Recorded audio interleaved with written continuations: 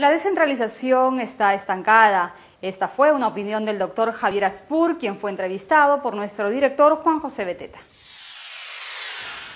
La descentralización es uno de los procesos de reforma del Estado más importante que se ha iniciado en el país. Sin embargo, pareciera ser de que este año los avances no han sido muy buenos. Estamos con Javier Aspur de Propuesta Ciudadana, quien nos va a dar un balance de lo que ha ocurrido con esta importante reforma. Javier, ¿cuál es tu impresión sobre el proceso de descentralización en general? Bueno, gracias por la invitación. Primero, creo que el tema podemos catalogar este año como un año de estancamiento, ¿no? Y quizás donde se hace más evidente el estancamiento del proceso es en el tema del presupuesto público. Si uno mira la evolución del presupuesto público, de manera quizás no tan rápida como hubiéramos querido, pero se estaba iniciando un proceso de transferencia de recursos.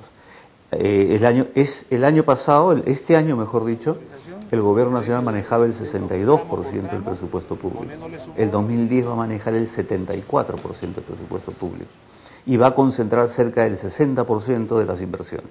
Es decir, se ha dado un paso hacia atrás en el proceso de descentralización del presupuesto público, que es un ejemplo de lo que está pasando en general en todo el proceso. Ahora, lo que el gobierno o el MEF arguye es que los gobiernos regionales no tienen capacidad de gasto. Bueno, eso no es cierto, o sea, porque bastaría mirar las cifras del 2004 al 2008, incluido este año, para ver que ha incrementado en 300% su capacidad de inversión. O sea, ha triplicado su capacidad de inversión. Entonces, eso es eficiente en el sector privado, en el sector público, en el Perú, en la Cochinchina. Hay una mejora en la eficiencia. Es evidente que lo que hay es un incremento como nunca antes ha habido en el país de recursos públicos y los gobiernos regionales y locales todavía no han llegado a ese nivel de inversión. Pero tampoco el gobierno nacional. El gobierno nacional ha crecido en estos años 25%. Es decir, el más ineficiente es el gobierno nacional, no los gobiernos regionales y locales, ¿no? Y esta recentralización es posible que tenga que ver algo con el tema electoral, imagino.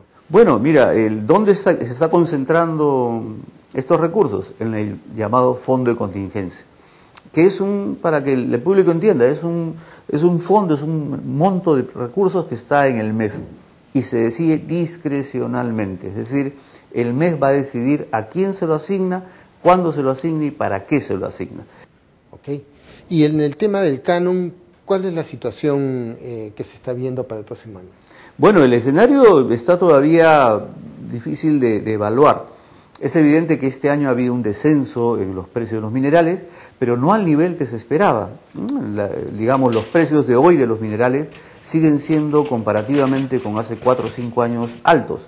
Lo que pasa es que en 2008 hemos tenido pues un boom de precios internacionales, con lo cual las utilidades de las empresas este año van a ser menores, por lo tanto va a haber menos impuesto a la renta y va a haber menos recursos para las regiones y municipios.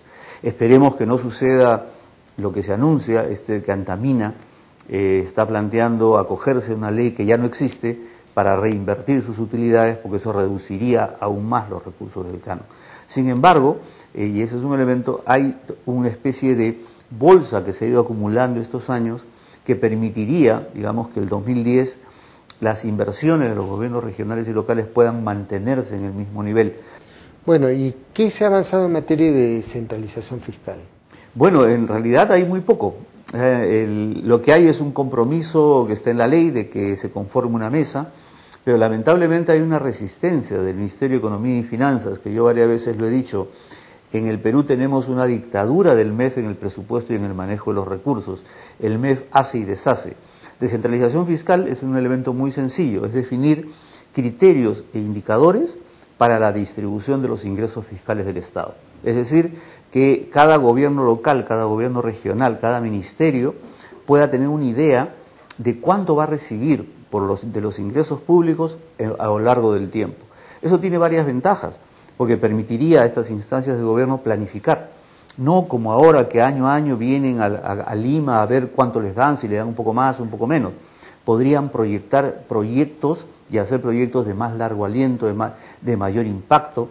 Podrían hacer niveles de endeudamiento sobre la base del canon en un horizonte de 3 o 4 años, pero eso implica voluntad política implica ceder poder, porque ya no va a ser el MEF el que va a asignar, sino está predeterminado, predefinido por la ley, y en ese sentido hay mucha resistencia en una estructura burocrática del MEF que, es bueno recordarlo, es la misma que viene manejando el MEF desde la década de los 90, ¿no?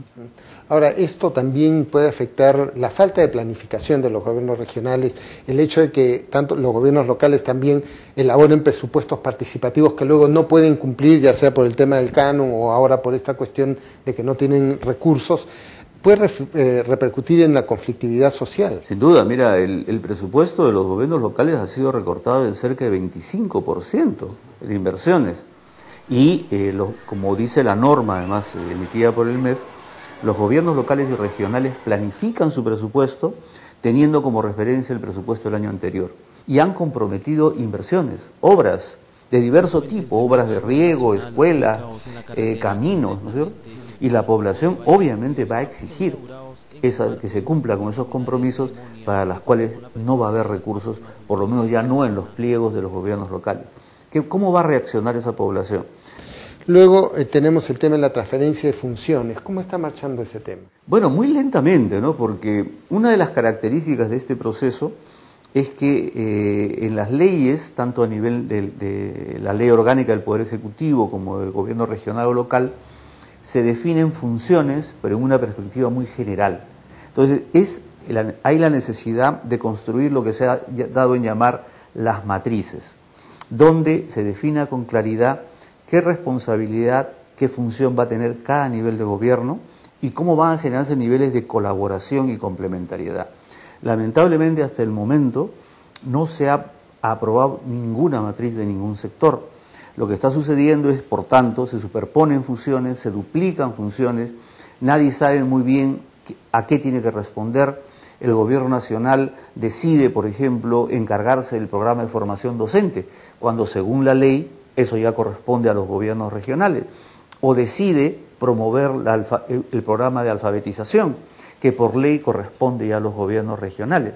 Y hay gobiernos regionales que tienen su propio programa de alfabetización, es decir, se desperdician recursos. Y es urgente que eso se aborde. Creo que la Secretaría de Gestión Pública, la PCM, está comenzando a trabajar con eso. En ese tema hay que acelerarlo, porque si no organizamos bien el Estado, si no definimos cuáles son las responsabilidades que tiene cada nivel de gobierno, lo que se va a generar es ineficiencia. Y creo que a partir de tener claro qué responsabilidad le corresponde a cada uno, es donde se puede promover la colaboración entre gobiernos locales con el regional, del gobierno regional con el gobierno nacional. Bueno, hay en este tema de las matrices un problema de una posibilidad legal de que el gobierno decida unilateralmente qué funciones retiene y cuáles no. Sí, lamentablemente nosotros hemos venido planteando que las matrices de organización y funciones sean parte de la ley de organización y funciones de cada gobierno. ¿Qué significa eso? Que las matrices son debatidas en el Congreso, es un debate abierto, público, donde autoridades locales, regionales, sociedad civil puedan dar su opinión, y eso se define democráticamente como corresponde, mayorías, minorías, y se define una matriz. Al no incluirse en la ley, se va a emitir por meramente un decreto supremo, es decir, cada sector va a definir por sí y ante sí cuál es la asignación de funciones.